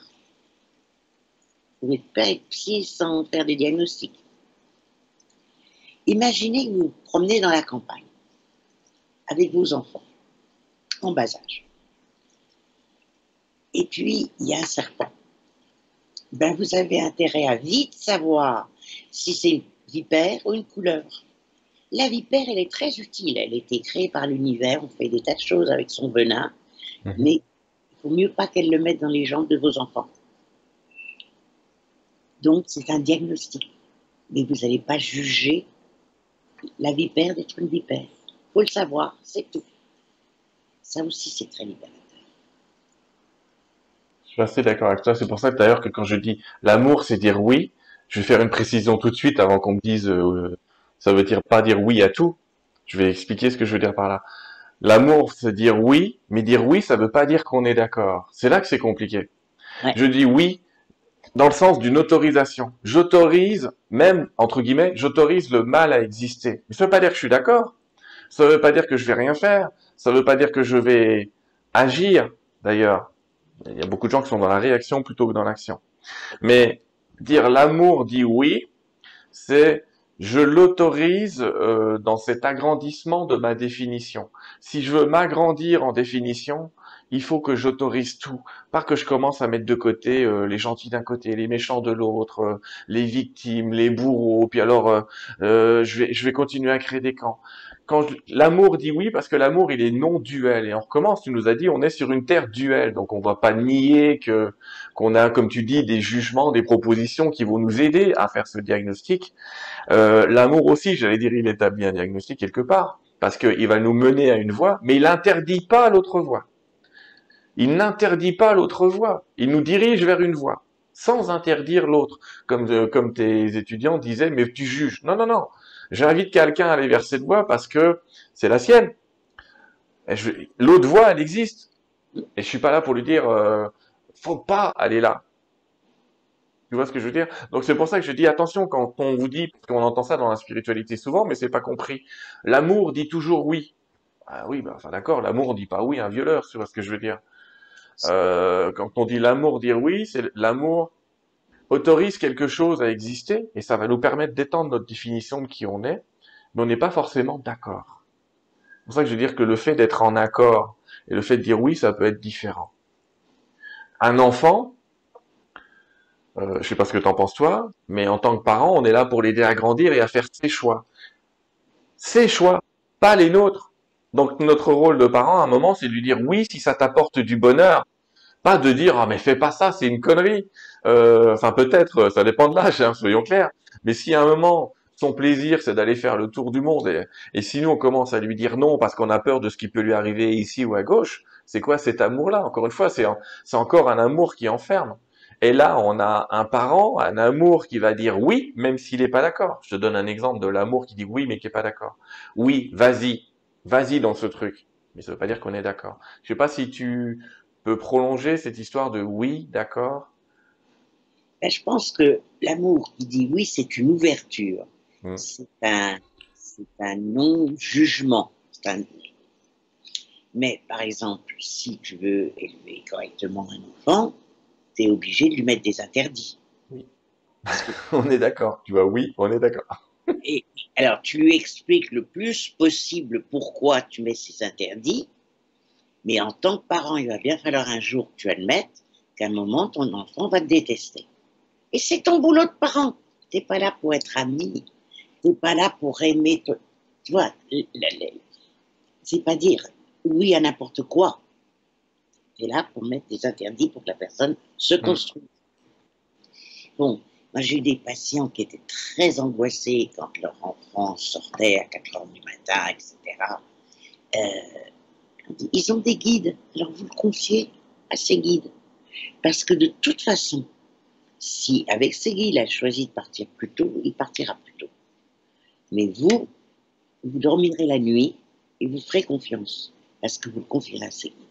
Et rassurez-vous, c'est pas fréquent que les enfants partent plus tôt. Voilà. Qu'est-ce que tu veux dire? Il y a un moment où la spiritualité est essentielle. Tu ne peux pas avoir vraiment confiance en toi s'il n'y a pas de spiritualité. Tu ne peux pas aimer s'il n'y a pas de spiritualité. Je n'ai pas parlé de foi, de croyance, mais la spiritualité, qu'est-ce que c'est? C'est savoir que tu es un esprit et que ton esprit crée. Et que non seulement tu es un esprit, mais que tu as un cœur, que tu es des pensées, des émotions, des sensations. Et que c'est ça qui fait que tu es vivant. Et que tu n'es pas une victime dans un univers qu'on ne comprend pas. Tu es, tu es créateur de ton monde. Créateur de ton monde, oui. Et pas responsable de celui des autres. Euh, Mais et justement, tu vois, tu rentres dans cet amour qui est simple, naturel, et qui est, tu parles de spiritualité, donc on quitte la- l'amour que j'appellerais technique construit. En fait, ça m'amène à l'autre sujet qui est l'amour au travail, où il y a une grande différence entre la compétence et l'amour du travail. Être compétent au travail, ça veut pas dire qu'on aime son travail. Et tu voulais nous parler un petit peu de l'amour du travail. Alors, il y a deux choses. Il y a d'une part, euh, beaucoup considèrent le travail, alors c'est très psychogénéalogique, hein. Demandez-vous comment vos parents considéraient le travail, comment vos grands-parents considéraient le travail. Je faisais allusion à cette série sur les chirurgiens. Comme par hasard, deux des chirurgiens, leur père était médecin. Ils avaient déjà été en contact. Le travail, ça ne devrait jamais être une haine. On passe beaucoup plus d'heures à travailler qu'à être avec les gens qu'on aime. Si, si nous n'aimons pas notre travail, il y a deux solutions. Soit on apprend à l'aimer et on se débarrasse des fausses croyances qu'on a reçues psychogénéalogiquement, soit on change. On n'a pas à subir des années et des années de souffrance au travail. D'autre part, il y a un autre élément, les collègues. C'est une grande erreur de vouloir faire des amis au travail. Le travail, c'est fait pour apprendre à réaliser quelque chose ensemble. C'est du travail, c'est une œuvre et tout le monde collabore à cette œuvre. Mais c'est pas fait pour être les meilleurs copains du monde. C'est pas fait pour que notre chef répare, encore une fois, l'amour qu'on n'a pas eu des parents. C'est pas fait pour que notre collègue euh, guérisse la sœur ou le frère qu'on a eu et avec qui ça s'est mal passé. L'amour au travail, c'est faire ensemble. C'est pas forcément vibrer ensemble. Sauf qu'il y a beaucoup de gens qui amènent justement cette notion dans le travail et qui donc finalement travaillent à la recherche d'une reconnaissance sentimentale et pas d'un autre type de reconnaissance. Tout à fait. Alors, il existe des patrons qui font office de père spirituel. Ça existe. Hmm. Si on a une collègue qu'on ne peut pas voir et que nos autres collègues la supportent très bien, ben, il est probable que la collègue qu'on ne peut pas voir répète une sœur qu'on a eue et où il y a eu un problème, etc. Toujours voir les causes derrière tout ça. Mais c'est tellement important de se sentir bien à son travail. Et finalement, on sent bien son travail quand c'est pas un travail. Ça devient une œuvre, oui, c'est ce qu'on voit dans Terre 2. J'avais un patron qui disait on n'est pas obligé de s'aimer pour travailler ensemble, mais si on s'aime, c'est pas plus mal. Mais bon, c'est pas grave, c'était sa petite phrase. Il avait pas tort. C'est joli parce qu'il avait pas tort. Alors, on confond toujours aimer bisounours, quoi. Oui, on n'est pas censé embrasser son patron le matin. Aimer, ce n'est pas que bisounours. Aimer, c'est agir ensemble.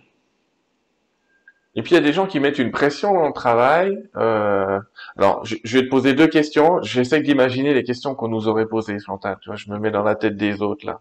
Je n'obéis pas au troisième accord Toltec, mais c'est pas grave. Donc il y a des gens qui vont dire oui, mais j'ai pas le choix. J'ai pas le choix. Faut bien que je vive, il faut bien que je ceci. Ça, j'ai pas le choix.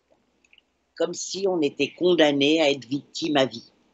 Mais un peu de créativité, quand même. Si vous pouvez, c'est là où il faut avoir confiance en soi. Il y a toujours des voies. Il faut déjà accepter de sortir et quitter le j'ai pas le choix. Et c'est compliqué pour certains effectivement qui se sont enfermés dans le je sais rien faire d'autre, et qui retournent dans la dévalorisation comme ça. Pourquoi vous croyez que vous n'avez pas le choix? Qui parle à travers vous, votre père, votre mère, vos grands-parents? Il y a toujours une opportunité. Toujours, toujours. Bon, ils peuvent la travailler avec toi éventuellement. L'autre partie, il y en a qui confondent le mot travail et qui se mettent l'idée que le travail, c'est, et là je vais mélanger deux aspects spirituels, la mission. Et qui se disent, si je suis à ma place, si je suis en amour avec ce que je fais, etc., j'accomplis ma mission. Et donc, si je suis dans un travail qui ne me plaît pas, je ne fais pas ma mission. Tu vois, j'essaie de te reposer cette question de la mission spirituelle qui fait croire aux gens que ils seront malheureux à vie s'ils accomplissent pas cette œuvre-là.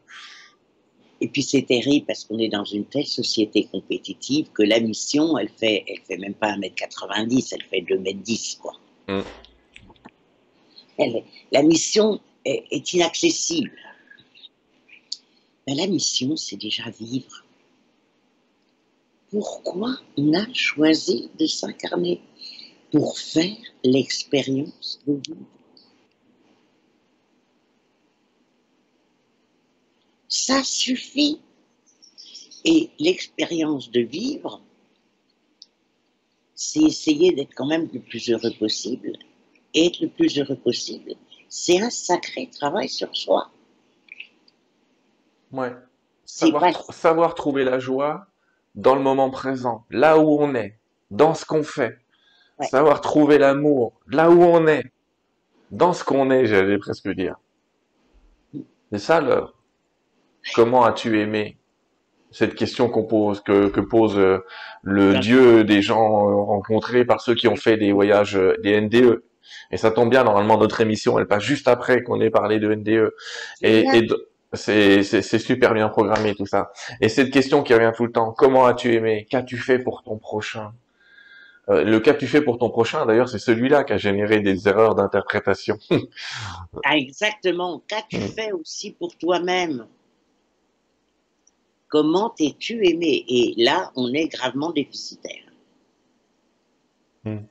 Oui. Est-ce que tu fais partie de ceux qui pensent qu'on ne peut pas aimer plus les autres que soi-même?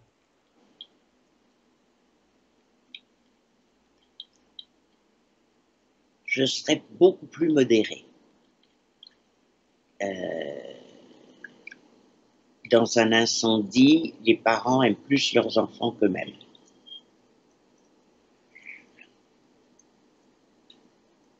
Je pense qu'on traite les autres comme on se traite soi-même.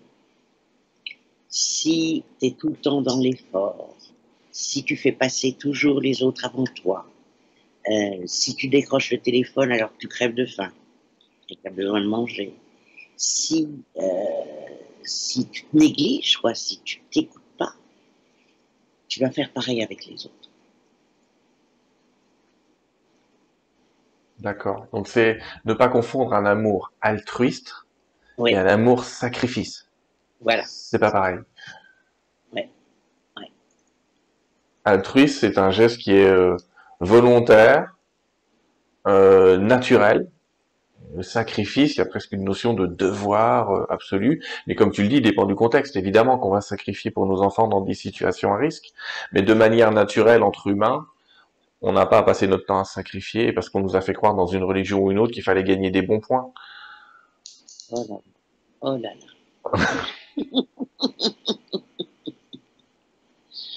Que je suis d'accord, effectivement. Alors, dans cette notion tu viens d'expliquer, on est notre mission sur Terre, et tu l'expliques dans d'autres émissions très bien, c'est d'aimer. L'amour de l'invisible, l'amour religieux, quelle est sa place pour toi là-dedans? Dans l'amour et la solution, parce qu'en fait, on reprend le titre de notre émission. En fait, l'amour, c'est la solution de vos problèmes. Commencez par aimer ce que vous êtes, ce que vous faites, les autres, les situations. Et c'est vrai que ça devient une solution. La place de la religion dans l'amour. Est-ce que l'amour a été formaté par les religions? Est-ce que tu le perçois autrement? Oui. Voilà, ça m'intéresse de voir comment tu le vois. Alors, je veux choquer personne. Ça va être, on va essayer. On va y arriver de bon. Pour moi, la spiritualité, ça n'a rien à voir avec les religions. Je suis d'accord. Les... Alors là aussi, j'y vais doucement. Pardonnez-moi si je vous choque. Mais il faut quand même avoir le courage de répondre à la question. Bon. C'est ma faute, j'assumerai, t'inquiète pas. Même karmiquement, je prends tout sur moi. Vas-y. Non, rassure-toi, je suis pas du tout là-dedans. Euh, je pense que la religion catholique est une religion masochiste. Écoute, pourquoi on met le Jésus en souffrance alors qu'on aurait pu avoir un Jésus rayonnant? Euh, c'est quand même il n'y a pas si longtemps que ça, que la sexualité était vue comme un péché, que les grands-mères avaient un trou dans leur chemise de nuit pour être fécondées, qu'il y avait des gens qui portaient des cilices pour souffrir et offrir leur souffrance à Dieu. C'est dur. Euh, la religion juive est quand même la religion œil pour œil, dent pour dent. C'est une religion très belliqueuse. La religion musulmane, je la connais moins. Il y a quand même beaucoup de combats. Religion, ça veut dire relier, et Carré. religion sépare. Parce que finalement, de quoi ils s'occupent? J'ai eu des patients, et j'en ai toujours, qui sont de grands, qui ont la foi dans une religion, aussi bien des catholiques, des protestants, des... j'ai même une témoin de Jéhovah qui est charmante. J'ai des gens qui sont juifs très convaincus et musulmans aussi. Finalement, les religions, ce sont des dogmes, ce sont des pratiques, ce sont des pratiques alimentaires et ce sont des pratiques sexuelles. Mais quand mes patients qui ont la foi très forte, je leur dis, qu'est-ce que ça change dans votre vie? Parce que c'est ça le but. Si vous êtes croyant, qu'est-ce que ça change dans votre vie? Comment vous allez gérer ce problème à la lumière de ce que vous croyez? Et c'est là où la spiritualité n'est pas inféodée à des religions, et je me sens plus proche de la spiritualité que des religions. D'accord, ok. Donc spiritualité, c'est une sorte de vision de l'esprit. Toi, tu mets le contact avec l'invisible peut-être à l'intérieur, pas forcément le contact avec une divinité d'ailleurs. Alors, tu sais, quand j'étais très jeune, j'étais en pension et j'organisais des pèlerinages à Chartres et j'étais responsable d'un mouvement d'action catholique pour toute la région parisienne. C'est ce qui m'a le plus appris en psychologie. J'ai fait que ça pendant 2 ans et demi et j'étais ravie. Bon, après, j'ai divorcé, donc j'ai vu que je ne me retrouvais plus dans tout ça, dans la religion catholique. Bon, peu importe. L'invisible, alors souvent, quand mes patients sont ouverts, je dis rien, on travaille beaucoup avec les guides. Je leur, alors je leur dis, les guides, vous n'allez pas les avoir sur Skype, vous n'allez pas les avoir au téléphone, ni par mail. Mais ils sont tout le temps là. Et ils sont pleins d'amour. Ils sont pleins de pardon, parce que qu'est-ce que ça doit être difficile d'être nos guides, hein, les Oui, je pauvres. dis souvent, il y en a un ou deux qui doivent faire un burn-out. C'est ce que je dis régulièrement, ouais. Je Ouais. pense. Mm. Ouais. Qu'est-ce que ça doit. Il y a un livre qui était très drôle d'ailleurs. C'est l'histoire d'un guide comme ça qui encourage plusieurs personnes, qui guide plusieurs personnes et ils s'arrachent les cheveux parce qu'ils font conneries sur conneries. Mais c'est une relation d'amour. Alors, bien sûr, vous n'allez pas être dans leurs bras, mais rien ne vous empêche le soir de vous endormir en vous remettant. Ici, on vit en tremblement de terre constant, avec la peur du big one. Ben, c'est très agréable de se confier le soir à ses guides, parce qu'on ne sait pas si on se réveillera le matin. Précise aux gens que le Big One, ce serait un tremblement de terre qui soumettrait la ville à son écroulement, j'allais dire, pour Los Voilà. Angeles. Et vraiment, ce serait une magnitude tellement forte que tous les bâtiments de Los Angeles s'en remettraient pas. Et effectivement, vous avez des failles qui sont pas très très loin. qui, qui viennent nous caresser gentiment, mais elles ont la caresse un peu secouante. Ouais, ça secoue un peu. Donc, finalement, la présence de l'invisible, c'est la certitude qu'on n'est jamais seul. C'est la certitude qu'on a des êtres de lumière, peu importe. Bon, personnellement, je ne connais pas leur prénom, ça m'est égal. Tout peut changer en plus. Ils sont là pour nous aider à nous réaliser et nous aider à aimer. Rien ne nous empêche de remercier nos guides de nous aider à aimer. Euh, alors, ils se manifestent comment? D'abord, par des petits signes. Mais il y a une chose qui me bouleverse, c'est les synchronicités. Je me souviens, la semaine dernière, je devais sortir. J'avais la flemme de sortir, moi j'adorais être chez moi. Je me suis dit, ça va attendre. Hein. Ben oui, mais heureusement que j'étais là parce qu'une demi-heure après, j'avais un coup de fil très important pour aider quelqu'un. Ça, c'est très, très, très fréquent. Pas envie de faire quelque chose. Alors, c'est là où s'aimer, finalement, s'aimer, c'est se foutre la paix. J'aurais pu me dire, Chantal, t'exagères parce que dès que tu peux rester chez toi, tu le fais, c'est pas bien, faut aller marcher, blablabla, blablabla. J'ai accepté, j'avais pas envie de sortir. Et j'ai compris qu'il fallait pas que je sorte. Une chanson, un, une vidéo, un livre, euh, tout est signe finalement. Mais là aussi, c'est l'amour, il y en a à profusion, mais pas comme on a appris qu'il doit être. Des signes, il y en a à profusion, faut-il encore les regarder? On est dans l'abondance d'amour, si on veut bien ouvrir son cœur.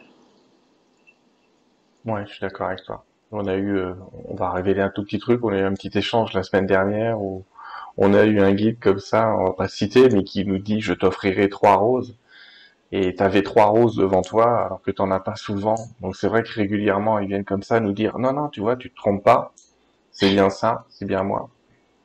Euh, Et comme tu le dis, le jeu de coïncidence, ouvrir un livre au hasard et trouver quelques mots, entendre des gens qui nous disent plusieurs fois la même chose, ce sont des moyens qu'a l'invisible de communiquer avec nous. On s'attend toujours, encore une fois, comme on s'attend au grand amour, on s'attend à la grande conversation avec Dieu. J'en veux pas ni de Donald Walsh, c'est un mec formidable, c'est quelqu'un que j'adore au monde entier. Mais quand il a écrit Conversation avec Dieu, ça, tout le monde veut la conversation avec Dieu sans s'apercevoir que la conversation avec l'autre, c'est la conversation avec Dieu. Puisque si Dieu est tout, alors il est l'autre aussi. Ouais. On peut pas imaginer qu'il soit autre chose que l'autre. Mais à tel point que tout ce qui nous arrive, c'est quand même signé Dieu, les guides. Hmm. Tout ce qui nous arrive est fait pour notre évolution. Il y a des choses pas agréables, on n'est pas obligé de les prolonger, on peut aussi modifier des choses, mais rien n'est contre nous dans cet univers. Oui.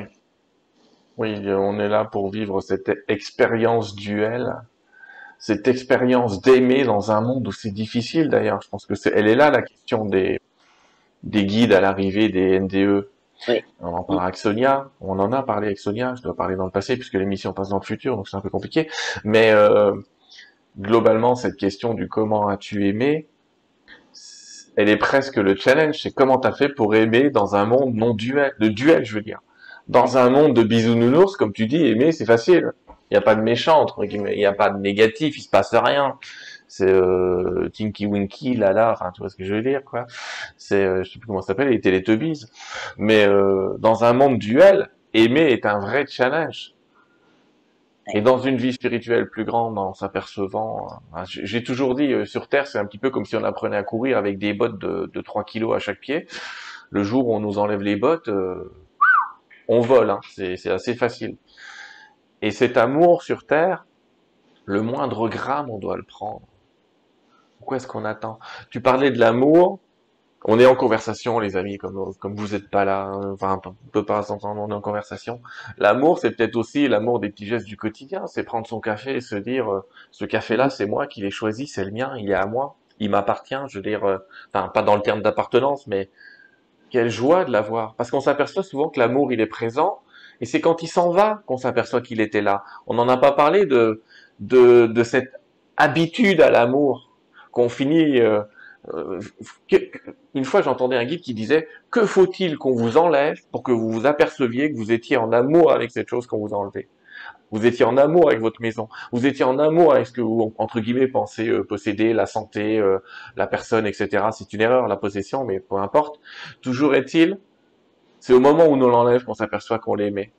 Qu'est-ce que tu en penses? Je suis complètement d'accord avec toi. Tu sais qu'il y a un exercice qui change la vie de toute personne, c'est commencer le matin par remercier pour tous les cadeaux de la vie.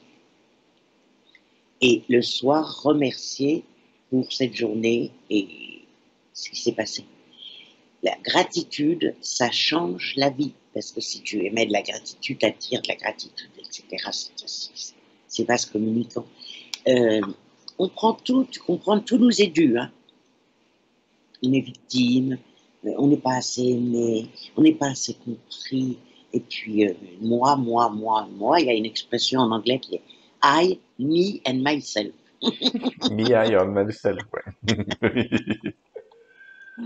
Et non, on a plein de cadeaux. Et au lieu de râler pour ce qu'on n'a plus, pour ce qu'on n'a pas, pour ce qu'on voudrait, mais on a plein de choses à notre disposition. Et, et on ne s'en rend pas compte. Et le fait d'en prendre, parce que quand tu prends l'habitude de faire ça tous les matins, tous les soirs, tu vas finir par t'ouvrir et remercier dans la journée aussi. Les amis, ne vous contentez pas de nous écouter, faites-le. Je vous assure que l'exercice qu'est en train de vous donner Chantal est d'une très grande puissance. Si vous le faites, il est puissamment et intellectuellement intéressant, mais il est puissamment utile dans la vie de tous les jours. Faut le faire effectivement. Il y a des techniques qui s'appellent les trois kiffs, qui consistent à chercher avant de s'endormir les trois choses agréables qui se sont passées dans la journée. Au début, les gens ils en trouvent pas, donc ils se disent ah j'ai pas eu de problème de santé aujourd'hui, ah tiens ma maison s'est pas écroulée, donc on commence un petit peu par des trucs comme ça, mais on finit Par par les ne pas, trouver.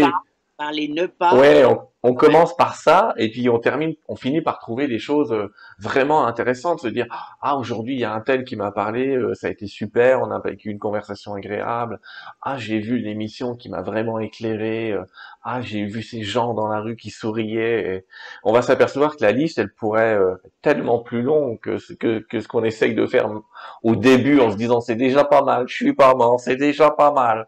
D'ailleurs il y a un vrai rapport entre l'amour et la mort. L'amour, la mort, la transformation par l'amour, on dirait certains chez les alchimistes.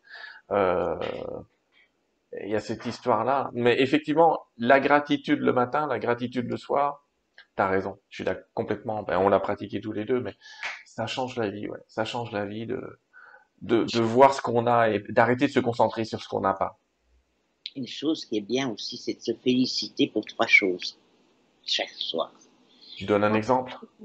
Pas forcément pour ce qu'on a fait, mais aussi pour ce qu'on a été.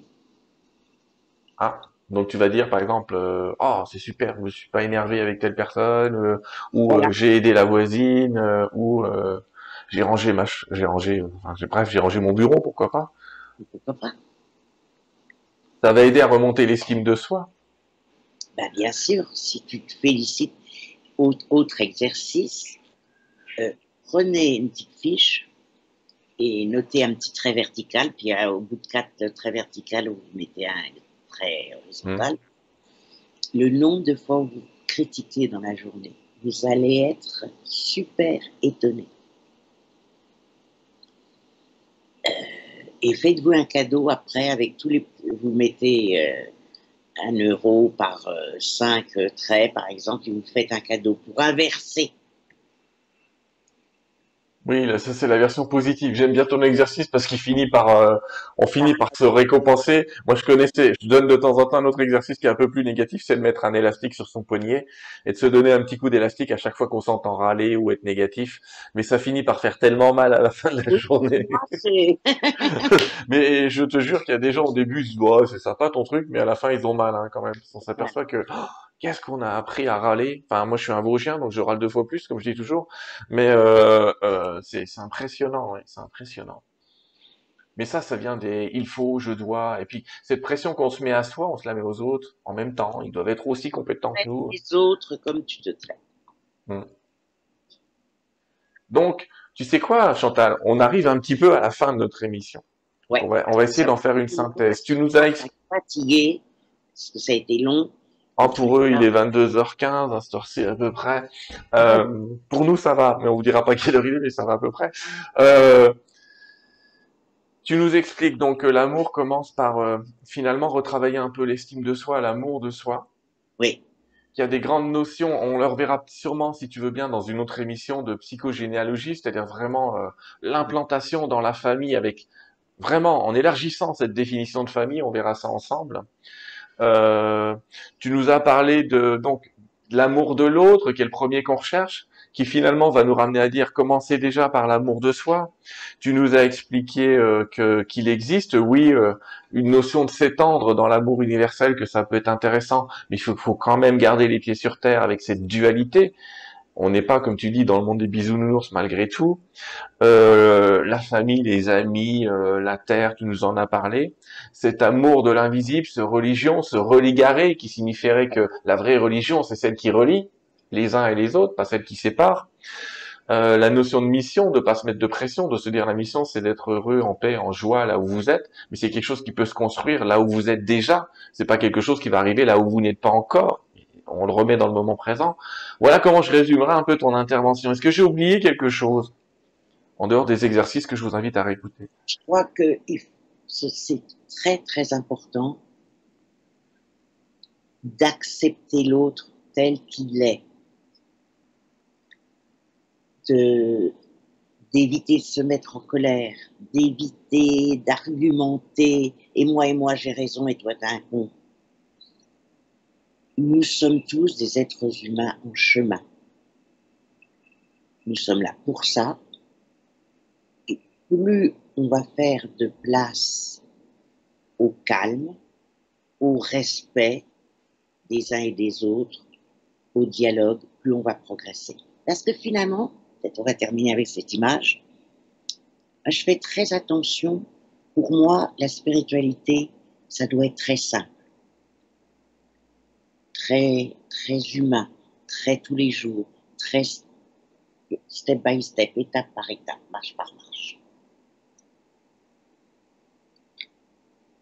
Je pense que collectivement, tous ensemble, on met des petits points lumineux, juste des petits points. Et si on a plus d'amour universel, si on est plus dans l'écoute, si on est moins dans le jugement, si on fait des choses pour aimer sans forcément vibrer, aimer la personne de sympathie, etc., ben, le petit point devient plus lumineux. Et puis, le petit point lumineux, il devient contagieux. Parce que quand on donne du bonheur aux autres, ça lui fait du bien à l'autre. Même si vous ne prenez pas, non, vos bras. Et plus il y aura de petits points lumineux, ben, plus la Terre sera lumineuse. C'est très humble, mais c'est une idée qui me fait du bien.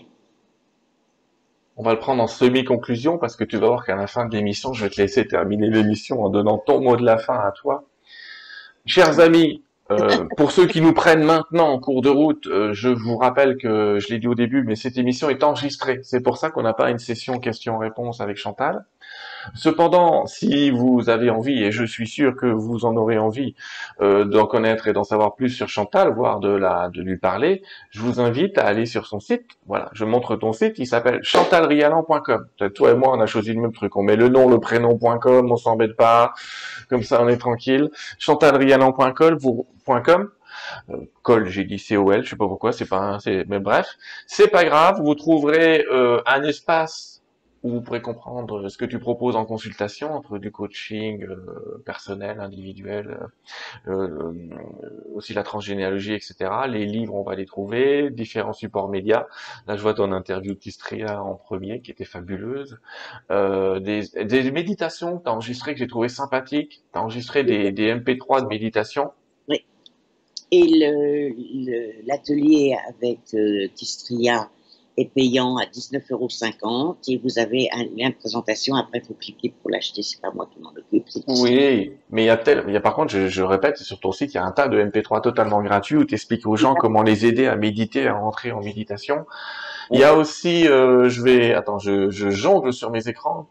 Méditation sur l'enfant intérieur aussi, qui a bien Oui, les gens. c'est super bien. Et il y a un petit mur YouTube où on retrouve pas mal de vidéos, notamment une vidéo de plus d'une heure où tu expliques aux gens comment quitter leur routine, les outils qu'ils peuvent mettre en place dans leur vie pour la rendre un peu plus facile et agréable, entre guillemets. Euh, Sans doute que tu développes aussi dans tes livres. Donc je vous invite à retrouver les livres, à retrouver le site, à retrouver tout un tas de vidéos, tu as quand même beaucoup de choses. Est-ce que c'est facile de t'avoir ou est-ce que les gens doivent s'attendre à un petit délai?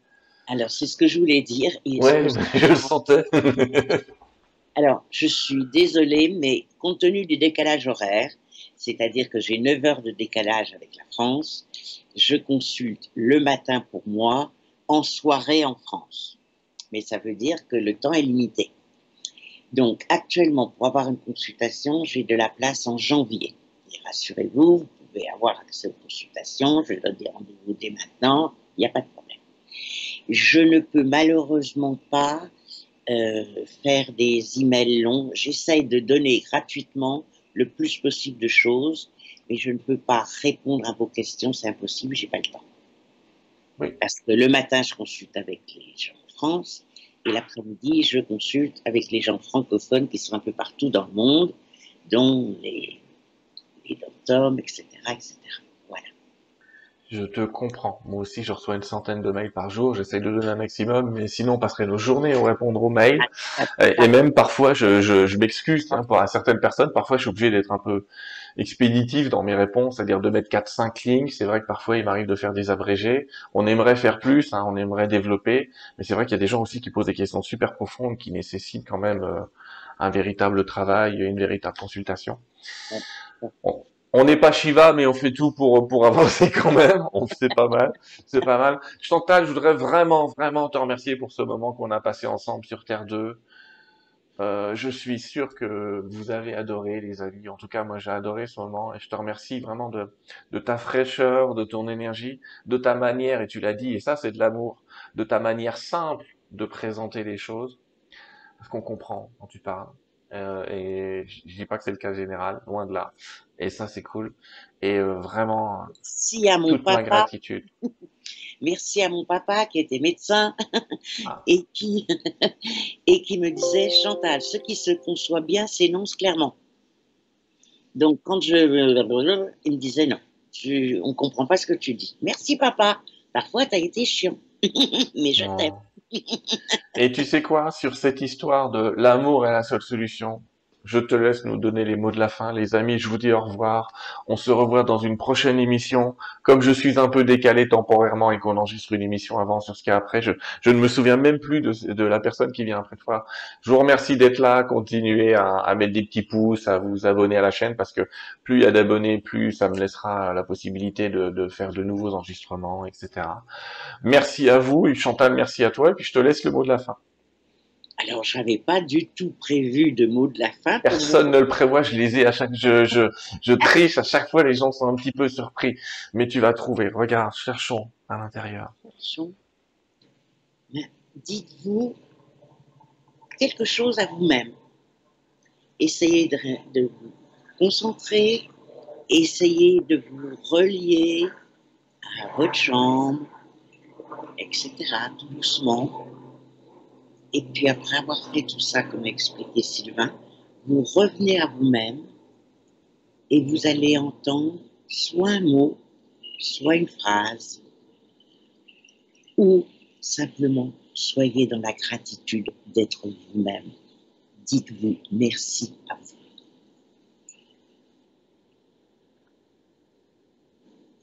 Au revoir.